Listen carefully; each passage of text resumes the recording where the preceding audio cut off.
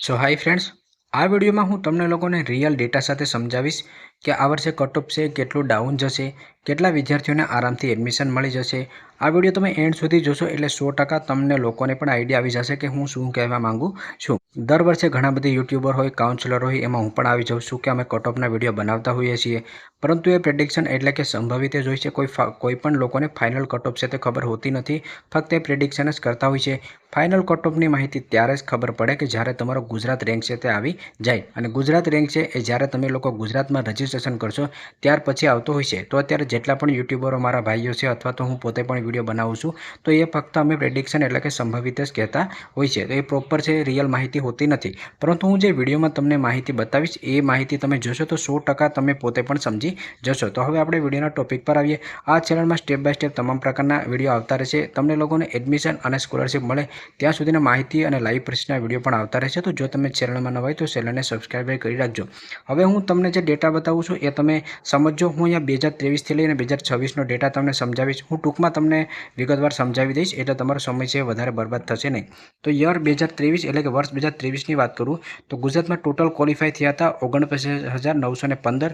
એમાંથી રજિસ્ટ્રેશન કેટલું થયું હતું? 21,073 વિદ્યાર્થીઓ। હવે તમે એ ખાસ નોટ કરજો કે ટોટલ વિદ્યાર્થીઓ કેટલા ક્વોલિફાય થયા હતા? 49,000, પરંતુ રજિસ્ટ્રેશન કેટલા વિદ્યાર્થીઓએ કર્યું હતું? તો કે 21,000 વિદ્યાર્થીઓએ જ કર્યું હતું, એટલે કે અડધા વિદ્યાર્થીઓ પર રજિસ્ટ્રેશન નહોતું કર્યું। હવે ઘણા વિદ્યાર્થી કોમેન્ટ કરશે કે સર ક્વોલિફાય ભલે ને ગુજરાતીમાં એટલા વિદ્યાર્થીઓ થયા હોય પણ અધર વિદ્યાર્થી પર રજિસ્ટ્રેશન છે તે કરતા હોય ને। એક વાત તમે સમજો કે ગુજરાતમાં એવો નિયમ છે કે જે વિદ્યાર્થીઓએ 10મું અને 12મું ગુજરાતમાં પાસ કર્યું હોય અને ગુજરાતના ડોમિસાઇલ હોય એ વિદ્યાર્થીઓ જ આમાં રજિસ્ટ્રેશન છે તે કરી શકતા હોય છે, એટલે કે એટલા જ વિદ્યાર્થીઓને ગુજરાત રેન્ક છે તે મળતું હોય છે। અને એ રીતે તમને આઈડિયા ના આવતો હોય તો અહીંયા પ્રોપર ડેટા પણ તમે જોઈ શકો છો કે ક્વોલિફાય ભલે 49,000 થયા હતા પરંતુ રજિસ્ટ્રેશન ખાલી 21,000 વિદ્યાર્થીઓએ જ કર્યું હતું। હવે એ સમયે કેટલી ટોટલ સીટ હતી? તો ટોટલ 15,519 સીટ હતી કે જેમાં તમામ કોર્સનો સમાવેશ થાય છે।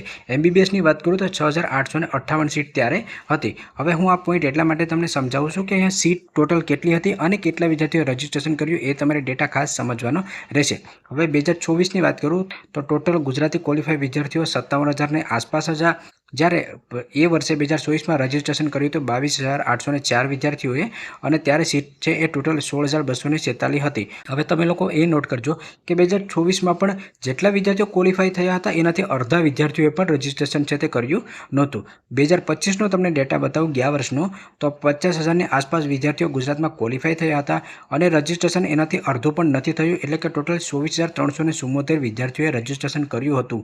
અને અહીંયા તમે સીટ જોઈ શકો છો કે 2025માં ટોટલ સીટ 16,699, જ્યારે MBBSની સીટ છે તે 7200 હતી। આ ડેટા મેં તમને એટલા માટે શેર કર્યો કે તમે ખાસ એ જ સમજજો કે જેટલા વિદ્યાર્થીઓ ક્વોલિફાય થાય છે એનાથી અડધા વિદ્યાર્થીઓ પર રજિસ્ટ્રેશન છે તે કરતા નથી, અને ગુજરાતમાં પ્રથમ રાઉન્ડ અને સેકન્ડ રાઉન્ડ છે એ જ ખાસ અગત્યનો હોય છે। અહીંયા જેટલા મેં પર રજિસ્ટ્રેશનનો ડેટા તમને આપ્યો છે એ દર વર્ષે અમે કાઉન્સેલિંગ કરતા હોય એટલે અમારી પાસે રિયલ ડેટા હોય છે। અહીંયા જે મેં તમને રજિસ્ટ્રેશનનો ડેટા કહ્યો છે એટલે કે ગુજરાત રેન્કનો ડેટા કહ્યો છે એ પ્રથમ રાઉન્ડનો છે, અને પ્રથમ અને સેકન્ડ રાઉન્ડના જ મોસ્ટ ઓફલી સરકારી અને જેએમએસ મેડિકલ કોલેજની સીટો છે તે ફૂલ થઈ જતી હોય છે। તો અહીંયા જે ડેટા તમે જોઈ શકો છો એ રિયલ ડેટા છે।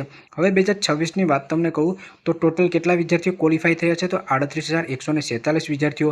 હવે એમાંથી આ વર્ષે હજી રજિસ્ટ્રેશનની પ્રોસેસ ચાલુ નથી થઈ, એટલે કે ગુજરાત રેન્ક હજી કોઈનો આવ્યો નથી। આપણે 2023-24-25ના ડેટા મુજબ જોઈએ તો 38,146 વિદ્યાર્થીઓ ક્વોલિફાય થયા।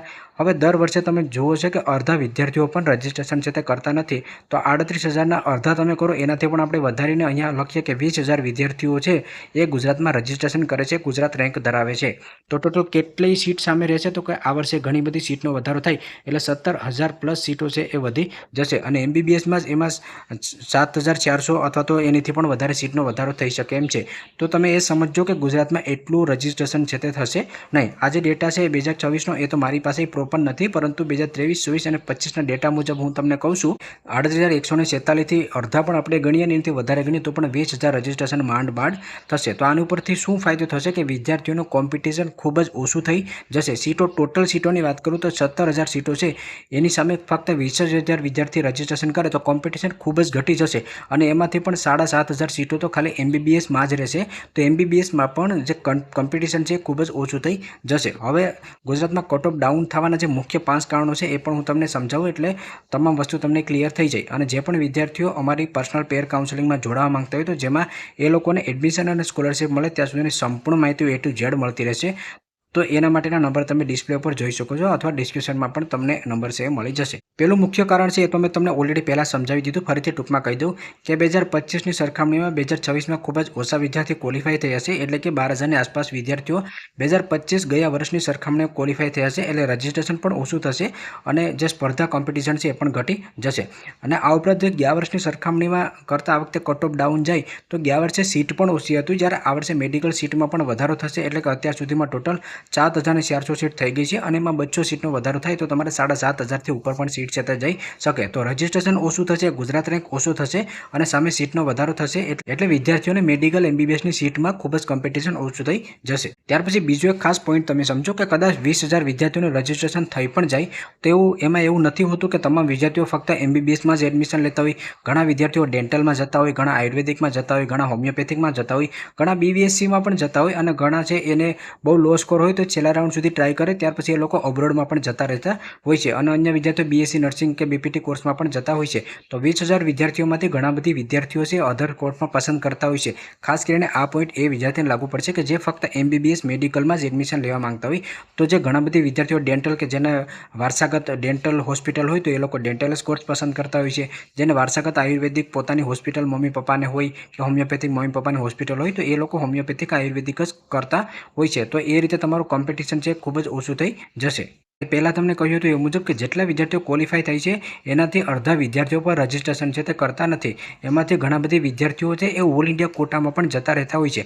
જેમ કે જ્યારે ગુજરાતનો રેન્ક આવશે, ઉદાહરણ તરીકે ગુજરાતમાં 20,000 વિદ્યાર્થીઓએ રજિસ્ટ્રેશન કર્યું તો એ વિદ્યાર્થીઓ ગુજરાતમાં પ્રથમ રાઉન્ડમાં પાર્ટિસિપેટ તો કરશે, એને પ્રથમ રાઉન્ડમાં GMS મેડિકલ કોલેજ મળી પણ જશે, પરંતુ જેવું એને સેકન્ડ રાઉન્ડમાં ઓલ ઇન્ડિયા કોટામાં ગવર્મેન્ટ કે એમ્સ મેડિકલ કોલેજ મળશે એટલે એ હાઈ સ્કોર ધરાવતા વિદ્યાર્થીઓ છે ઓલ ઇન્ડિયા કોટામાં જશે, એટલે સેકન્ડ રાઉન્ડમાં ગુજરાતમાં ગવર્મેન્ટ અને GMS મેડિકલ કોલેજની સીટો છે તે ખાલી રહી જતી હોય છે, ગુજરાતની સીટ છે તે છોડી દેતા હોય છે. તો ખાસ કરીને અત્યારથી તમારે જેટલા પણ વિદ્યાર્થીઓ કે વાલીઓ એને હતાશ થવાની જરૂરત નથી. સૌથી મહત્વની બાબત છે ગુજરાતમાં કાઉન્સેલિંગના રૂલ્સ. જો તમને કાઉન્સેલિંગના રૂલ્સ છે એ સમજાતા ના હોય તો તમારો સારો સ્કોર કે સારો રેન્ક હોય તો પણ તમે સારી કોલેજ છે તે મેળવી શકતા નથી. હવે ગુજરાતમાં ઘણી બધી મેડિકલની સીટ વધી છે એટલે કોમ્પિટિશન પણ ઘટશે અને કટ ઓફ છે એ પણ ડાઉન જવાની શક્યતા રહેશે, કારણ કે ક્વોલિફાઈ વિદ્યાર્થીઓ ઓછા થયા છે તો એની સામે રજિસ્ટ્રેશન પણ ખૂબ જ ઓછું થશે. મેં તમને સ્ટાર્ટિંગમાં જે ડેટા બતાવ્યો એ 100% રિયલ ડેટા છે. દર વર્ષનો ડેટા અમારી પાસે સેવ જ હોય છે એટલે મેં તમને બતાવ્યું. માહિતી આપું છું એ મુજબ એ પણ પ્રેડિક્શન જ છે, પરંતુ કટ ઓફ છે 100% ડાઉન જશે તમારો.